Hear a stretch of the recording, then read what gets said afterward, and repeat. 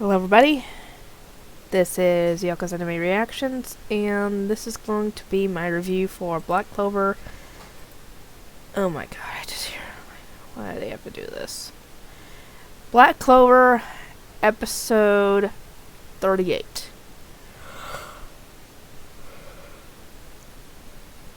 We find out that Asta's been sleeping for an entire day, and that, when the others got there not long after the battle was, done. And hang on. Let me check something real quick. Anyway, Mamos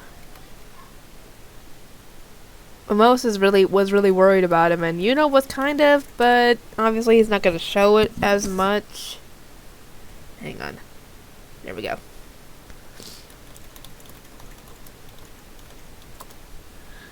Let's see. I just want to see a better picture of this guy. Dang it, nope. That's what I needed. Okay. So it's not...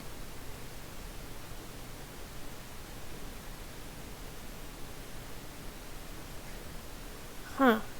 Okay. That's all I needed to see. Anyway,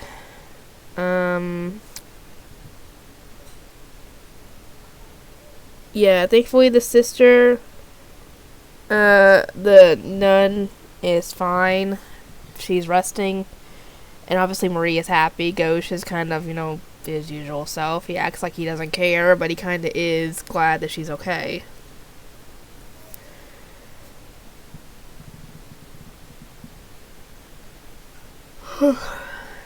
And Asta comes in, to check on her and make sure she's okay too. And when Marie sees Asta, well, just the act of them, just playing like they were when he first saw Asta was there in that village, just, it gets to Ghosh. And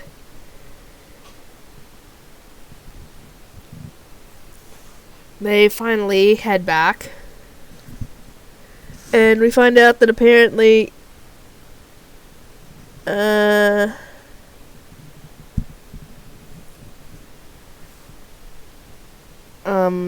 Wizard King was going to meet with, Yami and the other captains in a meeting the next day, and he was asking Asta to come with them.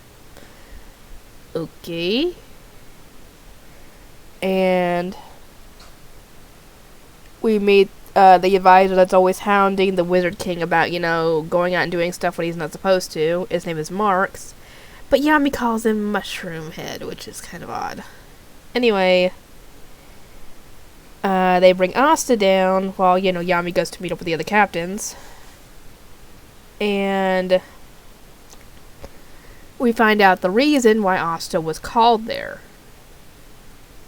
They're still trying to get information from those two either Mennonite Sun people that they captured, but they're not talking, and they have some kind of memory protection spell on them.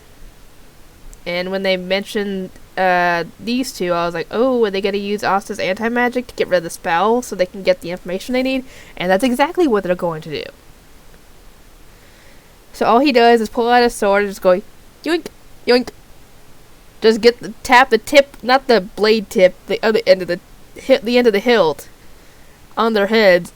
So essentially he didn't even have to cut them, he just had to tap it on them. And that gets rid of the spell, and Marcus is finally able to use his magic to get their information. Good thing about this spell is that they are forced to tell the truth.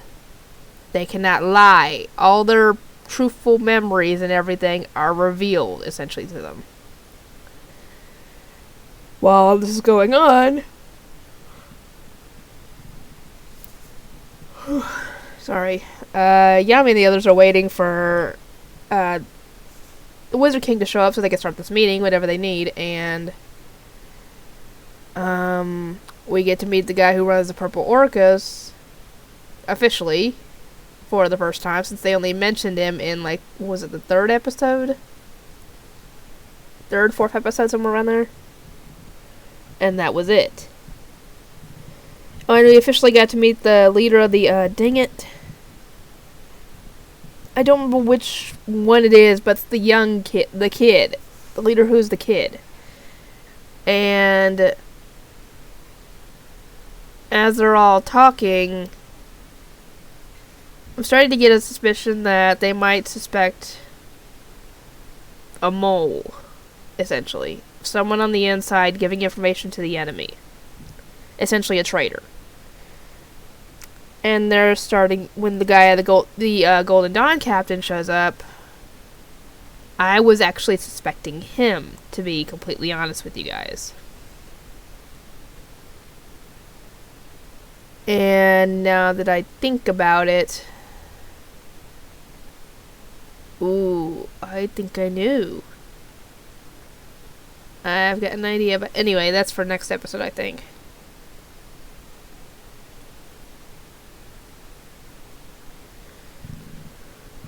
Anyway. Sorry. Anyway, Charlotte's still kind of, obviously hiding that she still has a crush on Yami. Because she's, lamenting, why have they put me next to Yami? Anyway, things start getting a little tense, and the kid thinks that, oh, things are getting gloomy, I gotta liven things up, and it's getting gloomy, because people are kind of mulling over their thoughts and suspecting, is there a traitor here, and if so, which one? While I was watching this, my money was on the Golden Dawn leader, because I would think he's got the most power, the most influence, I guess, because he's, the best of the best, or his group is the best of the best, but apparently it could also be the Purple Orca guy, because he's got a ton of money, so he could be doing some shady stuff on the inside as well. So it's either those two, because the other two... No, actually, the only ones I do not suspect are the ones that we saw actually fighting against the Midnight Sun. So the suspects could be the Golden Dawn leader, the Purple Orca leader, Dorothy, the lady who's always sleeping. Because, we never heard anything out of her or anything. And then technically I wouldn't say the young kid, because he just doesn't seem like the type. But anyway, the Wizard King finally shows up and brings them all to the dungeon where Austin and them are. And for a second I thought I heard the door open. I was like, what are they doing back?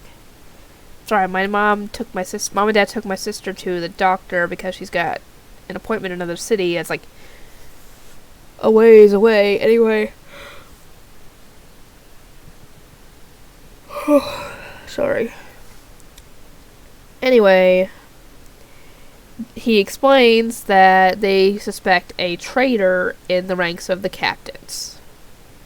Before they reveal who it is, the episode ends. That is a literal cliffhanger right there, making you really want to watch to find out, at the very least, who it was.